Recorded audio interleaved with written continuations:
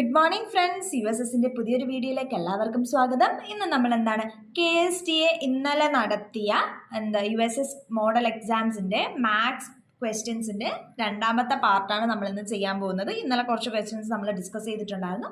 നമ്മളിന്ന് കുറച്ച് questions discuss ചെയ്യണം. ഓക്കെ, അപ്പോൾ ആദ്യത്തെ ക്വസ്റ്റ്യൻ നോക്കി. 1നും 100നും ഇടയിലുള്ള എണ്ണൽ സംഖ്യകളിൽ 3 ഘടകങ്ങൾ മാത്രമുള്ള എത്ര എണ്ണൽ സംഖ്യ ഉണ്ട് എന്നാണ് ചോദ്യം.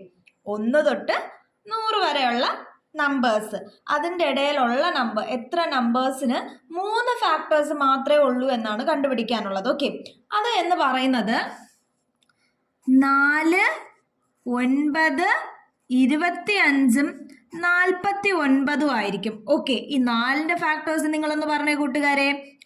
1, 2, 4. ഓക്കെ അല്ലേ? അതുപോലെ 9ന്റെ ഫാക്ടേഴ്സ് ഒന്ന് പറഞ്ഞേ. 1, 3, 9 അല്ലേ? 25ന്റെ എടുത്താലോ? 1, 5, 25. അതുപോലെ 49 എടുത്താലോ? 1, 7, 49 ആയിരിക്കും. അപ്പൊ ഈ 4 സംഖ്യ, അതായത് 4, 9, 25, 49 1 തൊട്ട് 100 വരെയുള്ളതിൻ്റെ ഇടയിലുള്ള നമ്പേഴ്സിന് 3 ഫാക്ടേഴ്സ് മാത്രമുള്ളൂ. അപ്പൊ നമ്മുടെ ആൻസർ എത്രയായി കൂട്ടുകാരെ? Option A 4 answer. ഓക്കെ അല്ലേ? നിങ്ങൾ അടുത്ത ചോദ്യം നോക്കി. ചിത്രത്തിൽ ABEF ഒരു സമചതുരമാണ്.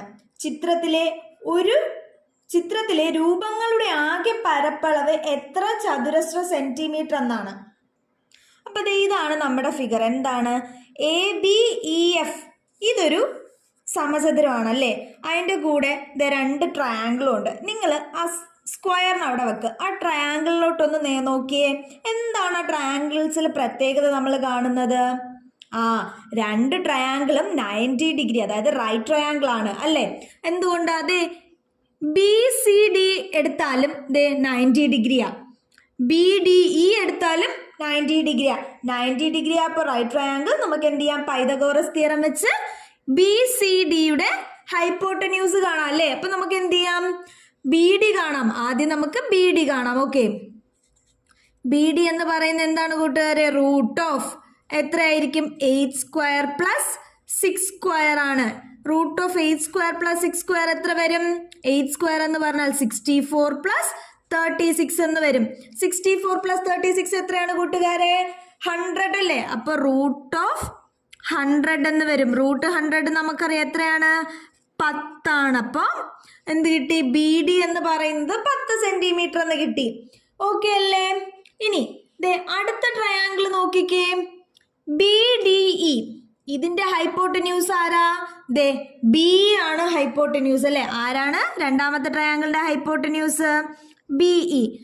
അപ്പോ BD 10 എന്ന് കിട്ടി, Dയും 10 ആണ്. അപ്പൊ ഈ ഹൈപ്പോട്ടന്യൂസ് നമുക്ക് എങ്ങനെ കണ്ടുപിടിക്കാം?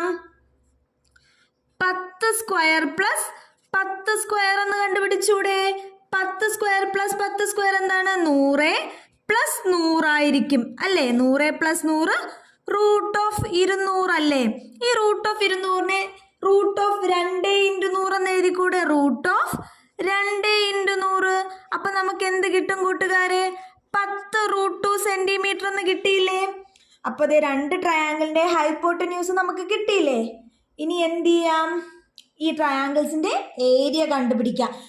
ഞാൻ ആദ്യം എടുക്കുന്ന ട്രയാങ്കിൾ BCD ആണ്. ഞാൻ ഏരിയ കണ്ടുപിടിക്കണേ. ട്രയാങ്കിളിന്റെ ഏരിയ എങ്ങനെ കണ്ടുപിടിക്കും? Half BH. Very good.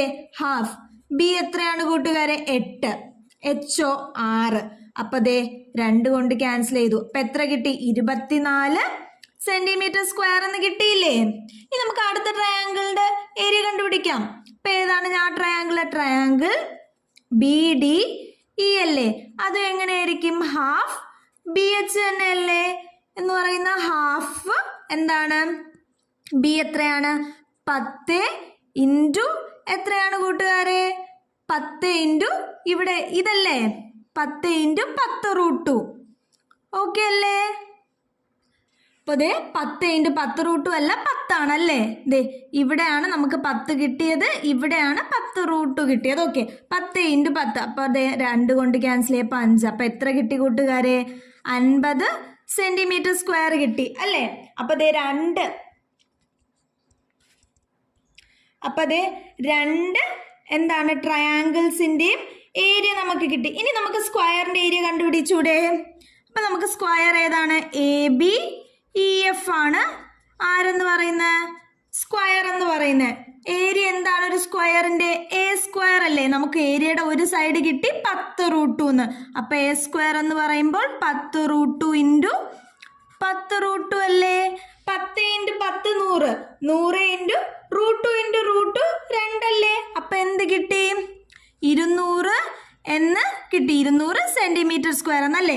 ഇനി നിങ്ങൾ നോക്കിയേ, എന്താണ് ആകെ പരപ്പളവല്ലേ ചോദിച്ചേക്കുന്നത്? അപ്പൊ എന്ത് ചെയ്താൽ മതി?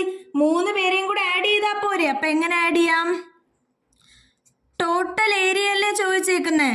ടോട്ടൽ ഏരിയ എന്ന് പറഞ്ഞാൽ 200 പ്ലസ് 50 പ്ലസ് 24 എത്രയാണ് കൂട്ടുകാരെ? 4 7 274. അപ്പൊ 274 സെന്റിമീറ്റർ സ്ക്വയർ ആണ് ആകെ പരപ്പളവ്. ഓക്കെ അല്ലേ? അപ്പോൾ നമ്മുടെ ഓപ്ഷൻ ഏതാ? ഓപ്ഷൻ സി ആണ് ആൻസർ. ഓക്കെ അല്ലേ?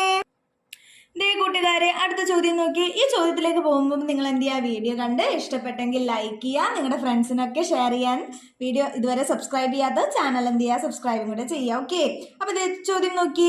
ഒരു തുക സാധാരണ പലിശ രീതിയിൽ നിക്ഷേപിച്ചപ്പോൾ 30 വർഷം കൊണ്ട് 4 മടങ്ങായി പലിശ നിരക്ക് 4 മടങ്ങായി എങ്കിൽ പലിശ നിരക്ക് എത്ര എന്നാണ് ചോദ്യം. ഓക്കെ. ഈ ക്വസ്റ്റ്യൻ ചെയ്യും മുമ്പ് നിങ്ങളൊരു ടേബിൾ നോക്കിക്കോണേ. ഞാൻ ടേബിൾ വരയ്ക്കാം. ഇത് നോക്കിക്കേ, ഇത് വർഷം. ഓക്കെ, ഇത് തുക. ഇപ്പോൾ n വർഷം കൊണ്ട് തുക 2 ഇരട്ടി ആവേണം. ഓക്കെ, n വർഷം കൊണ്ട് തുക 2 ഇരട്ടി ആവേണമെങ്കിൽ എന്താണ് നമുക്ക് പലിശ നിരക്ക് എന്ന് പറയുന്നത് 100/n ആയിരിക്കും. ഓക്കെ, എന്താണ് പലിശ നിരക്ക് എന്ന് പറയുന്നത്? ഓക്കെ അല്ലേ? ഇനി n വർഷം കൊണ്ട് 3 ഇരട്ടി ആകുകയാണെങ്കിലോ 200/n ആകും. അപ്പോൾ n വർഷം കൊണ്ട് 4 ഇരട്ടി ആവുകയാണെങ്കിലോ എന്താ കൂട്ടുകാരെ? 300/n ആകും.